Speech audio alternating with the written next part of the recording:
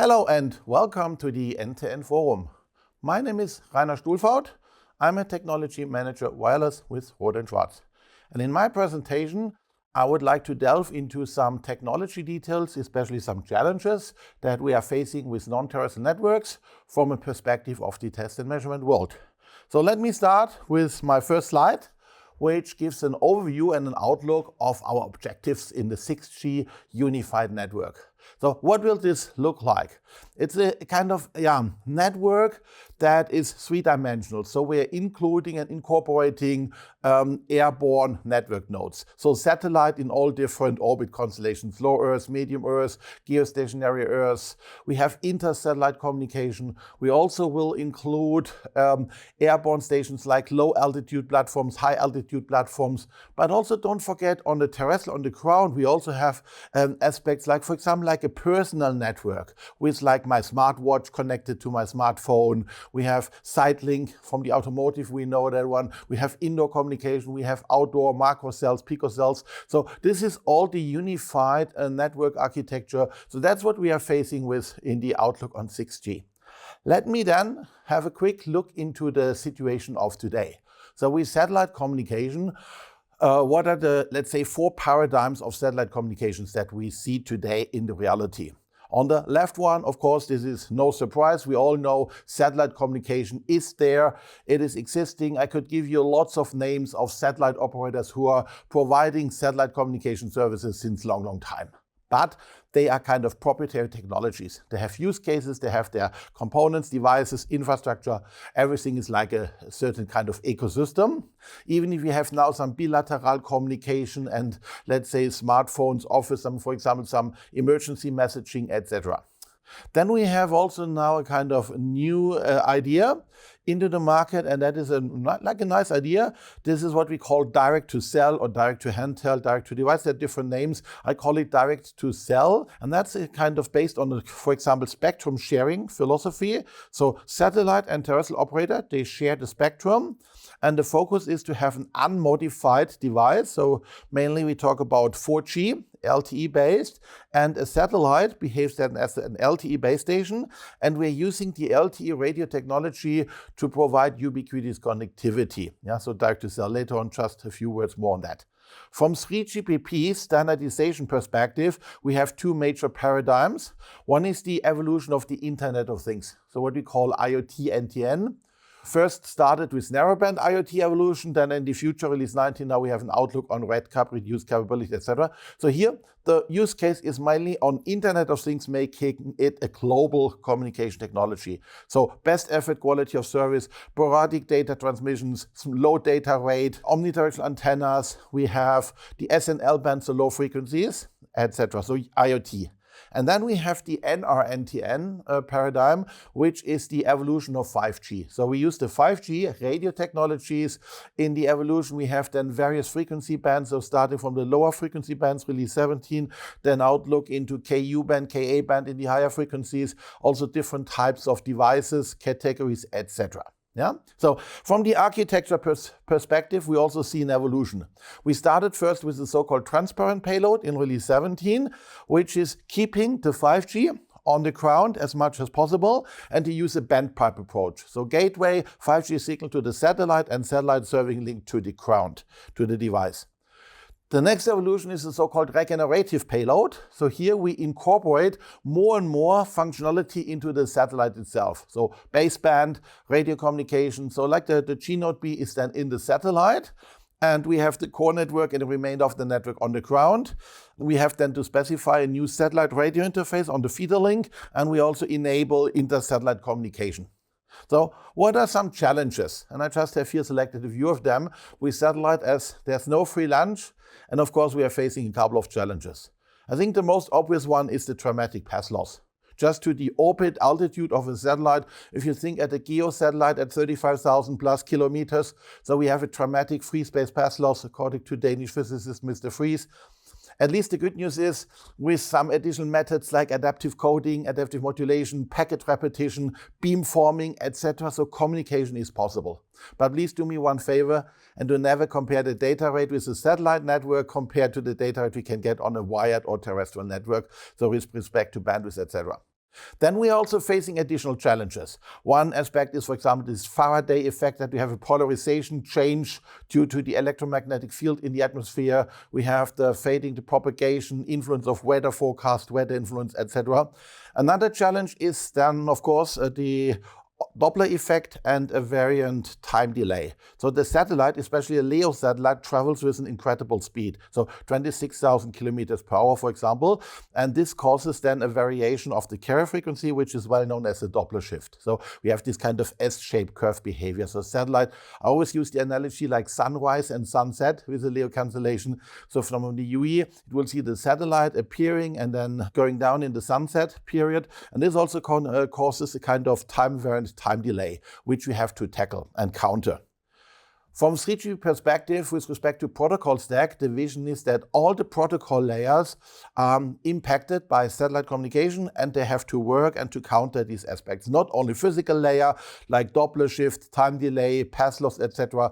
We have also impact on the transport, the MAC layer with HARC process, HARC operation. The radio resource control is affected. We have a kind of paradigm change in the mobility procedures, a so-called conditional handover, but also non-access stratum. If you think at a simple effect like a country border, so from a satellite, it's very difficult to shape the beam in a way that we don't have radio coverage reaching over into the country border. So we also need some communication between the operators, between the regulators, etc. Just as one example to talk about this impact on radio resource here, what happens with the handover. On a terrestrial handover, the simple way is, for example, in a vehicle, I'm driving on a road, I have contact to my serving cell, the best power level, RSRP, then I'm leaving the serving cell, I'm driving towards a neighbor cell, and what happens is this field strength change. One cell is declining, the other cell is rising, and then we have the trigger of the handover. With respect to a satellite, if you see two satellites on the orbit, more or less it's a similar distance. Yeah? The difference between according distance is marginal. So the power level is maybe not the best choice. And that is why 3GPP introduced a new concept, and that's what we call a kind of conditional handover. Here's just one example of one condition. And this condition is, for example, the network configures a reference point, location on the Earth. And if the UE changes its position by a certain delta threshold, versus this reference threshold, then the handover is triggered. Another challenge, for example, that we are facing in the test and measurement world, not only, but I'd say there's something we have to counter that, is the variety of the different UE categories and the frequency bands. So our instruments need to support certain frequency bands, SL band, KU band, KA band. We have different form factors. So from the UE, for example, it's not only a smartphone, it's not only an IoT device. In future, we think about devices integrated in vehicles, in vessels, in airplanes, stationary, so houses connected via satellite. So various use cases, various applications, form factors. I just mentioned this direct-to-cell. This is the idea of using unmodified devices, so LTE devices that communicate with satellites. So we include an LTE base station into the sky. This also does not come for free, and we have to tackle some challenges. One challenge is, of course, the spectrum sharing. So the operators, for example, in US, there's this term FCC, the SCS, the supplementary satellite coverage. So spectrum sharing is permitted. The principle is slightly different to 3GPP. So here the idea with the frequency Doppler shift compensation is done and performed by the network. So the satellite compensates the Doppler, and this is veils for the reference location somewhere in the beam footprint. So now what happens if the UE's offset is a let's say a residual offset, the UE is at the cell edge, so this UE will experience some Doppler shift.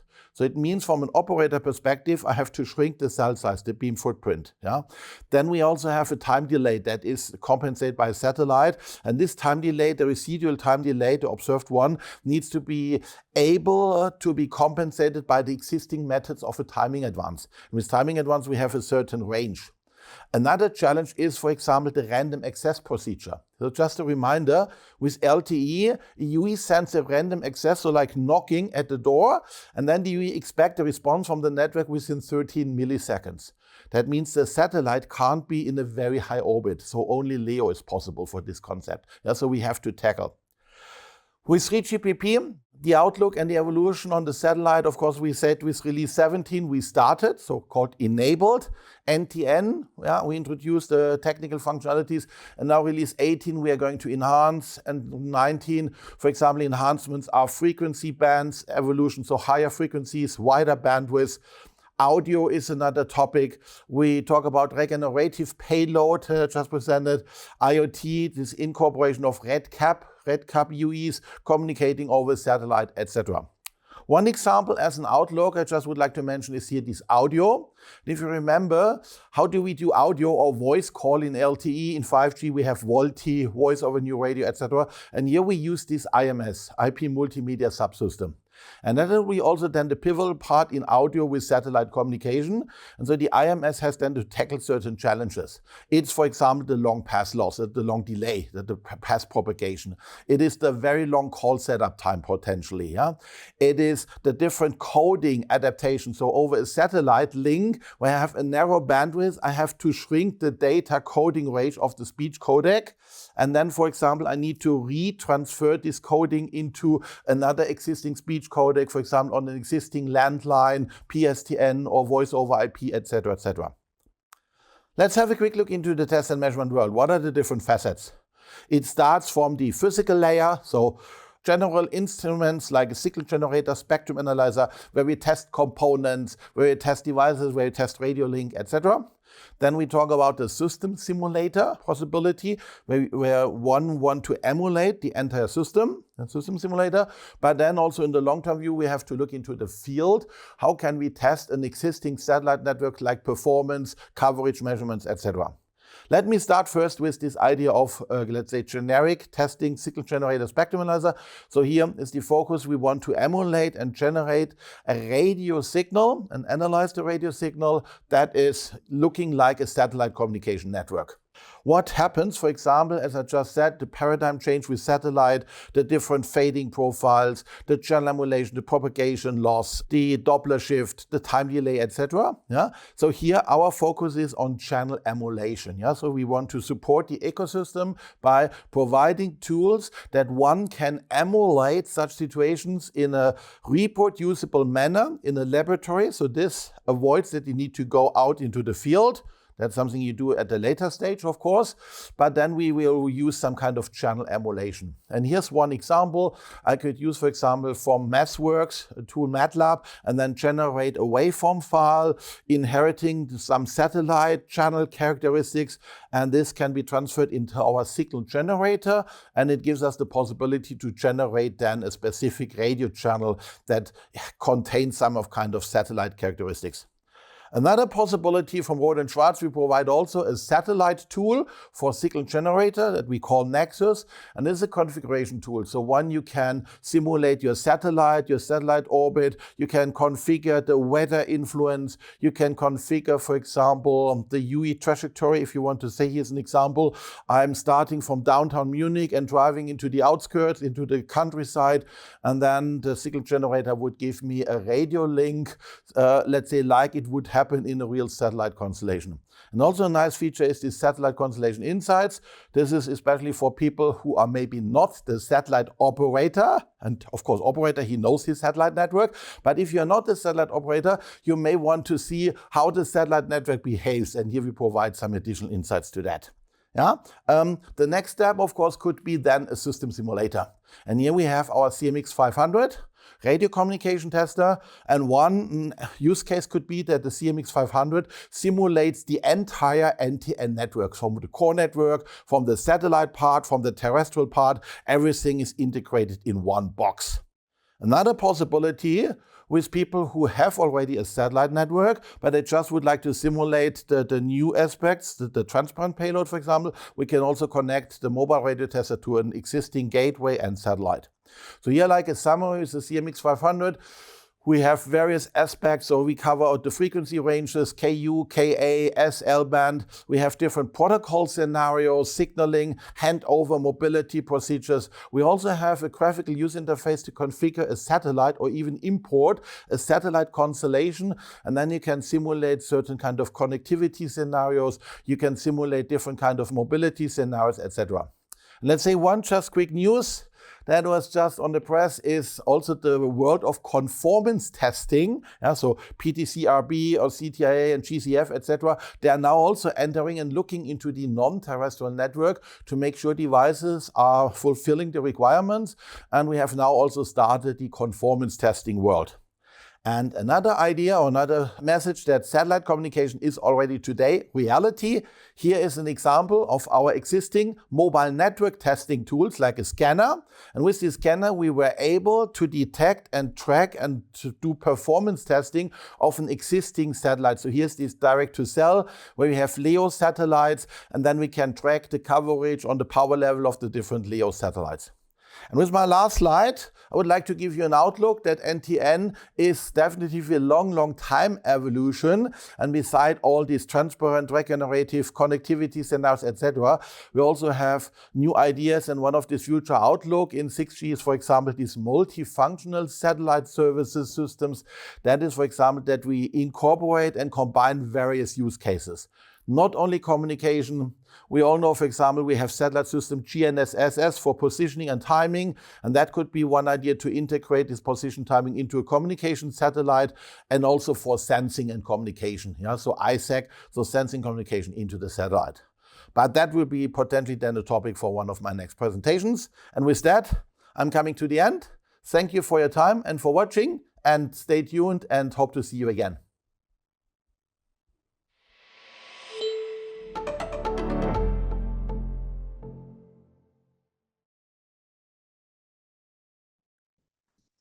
All right, Reiner, thank you very much for that excellent presentation. I think you gave our audience a lot to think about. I have a couple questions in the time remaining. This is from Michael, and he's curious, how will test instruments take into consideration the actual channel impact of testing? Yeah, that's hopefully I can answer that question. So first, let's say, of course, from the test and measurement perspective, we try to enable the non-terrestrial network. So most of the parts that I presented are laboratory based. So test equipment, and here definitely we will emulate. Yeah, we're going to emulate the channel impact, so fading impact, Doppler shift, etc. And that gives you the possibility to reproduce. So that's always one of the terms in the test measurement.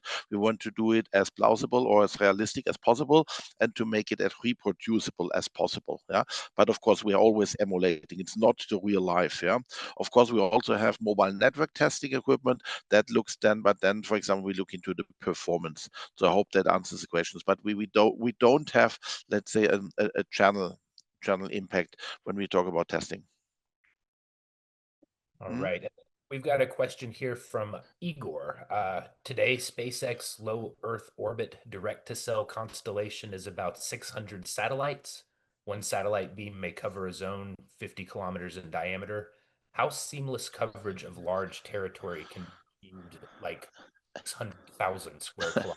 So I guess, Uh, how does this yeah. scale? Is the question. Yeah, that's true. That's of course that's why we talk about mega constellations. Yeah, but okay, normally I'm not probably not the right person to answer that question because we are not a satellite operator. But of course, I mean, for sure the topic is quite valid. So the orbit altitude, so low Earth orbit with a geostationary satellite, you have a much larger beam footprint. You have a much better coverage, but then you pay a certain price, which is then of course one is the attenuation and the other one is the latency. Yeah. And with a LEO satellite, or even the next step is, for example, very low Earth orbit, we talk about satellites just in the 100-kilometer orbit altitude, then of course you have to pay the price for much higher satellite constellations. So density of satellites would be the key point. Right. And we've got time for one more question. This has just come across. Will supplemental coverage from space Mm. spectrum be more useful for NTNs due to unmodified smartphones, or will MSS spectrum be more viable? Okay, yeah, that's also an interesting question. Sorry, let's say I have the European perspective. Yeah, so I know this SCS topic. It's a very a topic, let's say, in large countries like US, North America. I also know it in Australia. They're doing it, which is then a spectrum sharing concept. I also see from a worldwide perspective situation where we have smaller countries and where spectrum regulatory is an issue. And there, for example, we have then from the ITU the spectrum regulations and the assignment of the MSS for mobile satellite services, this spectrum is dedicated for satellite services and would then be the more feasible one. On the other side, of course, with this direct to sell, we have an early time to market, and it works in specific countries. Yeah, so I'll see it not, let's say, not like a technical difference, but it will be more like what is feasible for the deployment. Hope that answers the question. Excellent. Well, Reiner, we've reached the end of our time. I appreciate you very much joining the NTN Forum and sharing your expertise with our audience.